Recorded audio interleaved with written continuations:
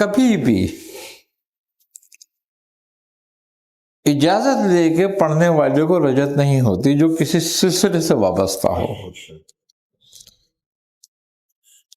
رجت انہی لوگوں کو ہوتی ہے جو اپنی مرضی سے پڑھتے ہیں.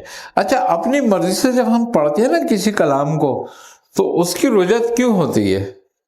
اس کی رجت یوں ہوتی ہے کہ ہمارے آس پاس عامر جنات رہتے ہیں. تو جب ہم کسی کلام کی بار بار تکرار کرتے ہیں اور اس کی کثرت کرتے ہیں تو انہیں تکلیف ہونے لگتی ہے، اور وہ آنے لگتے ہیں پھر. اور جب انہیں تکلیف ہوتی ہے تو پھر وہ نقصان پہنچانے لگتے ہیں.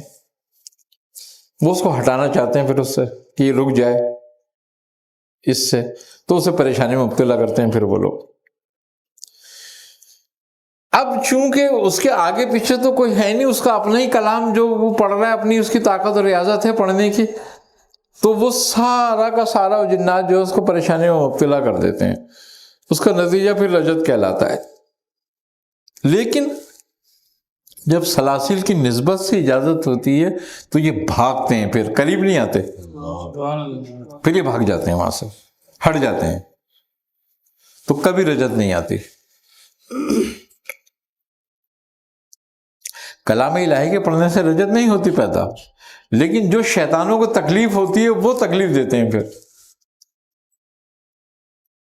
اور جب کسی بزرگ سے اجازت ہوتی ہے اس کی، تو اجازت ہونا روحانیت کا انتقال کرنا ہے، منتقل ہونا ہے. اور جب روحانیت ساتھ آ گئی تو وہ تو بھاگ جائیں گے خود ہی. اب اس کو تم نے اپنے سے مانوس کرنے کے لیے ریاضت کرنی ہوتی ہے.